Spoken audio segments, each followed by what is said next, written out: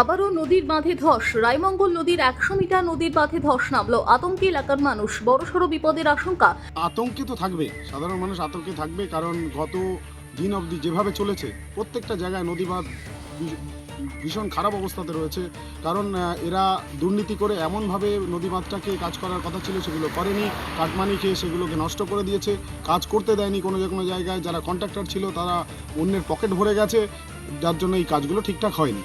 আমরা প্রশাসনের ক্ষমতায় এসেছি, আমরা এবার সবার কাছে আবেদন রেখেছি এখানকার প্রশাসনকে, যাতে এই সমস্যা আর জন্য আগামী দিনে না হয়। সন্দেশখালীর নবাদকাঠি এলাকার রায়মঙ্গল নদীর 100 ফুট নদীর বাঁধ হঠাৎই ধসে যায়। যখন তখন এই 100 ফুট বাঁধ ভেঙে নদীতে চলে যেতে পারে, যার ফলে বেশ কয়েকটি গ্রাম জলমগ্ন হওয়ার আশঙ্কা। আমরা রায়মঙ্গল নদী, যেহেতু আমাদের নদী ভাঙন 12 মাস, যার জন্যে রেখা দিদির কাছে আমাদের একটাই আবেদন, আমাদের নদী বাঁধ মেরামত করার কাজ সারা বছর, মানে যাতে আমরা সুস্থ থাকি, ভালো থাকি, সেটাই আমরা বলতে চাই।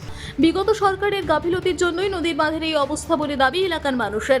পাশাপাশি এলাকার মানুষ দাবি করছে নতুন সরকার যেন এইসব এলাকায় পাকা বাঁধ নির্মাণ করে। ব্যুরো রিপোর্ট, আরোহী নিউজ বাংলা।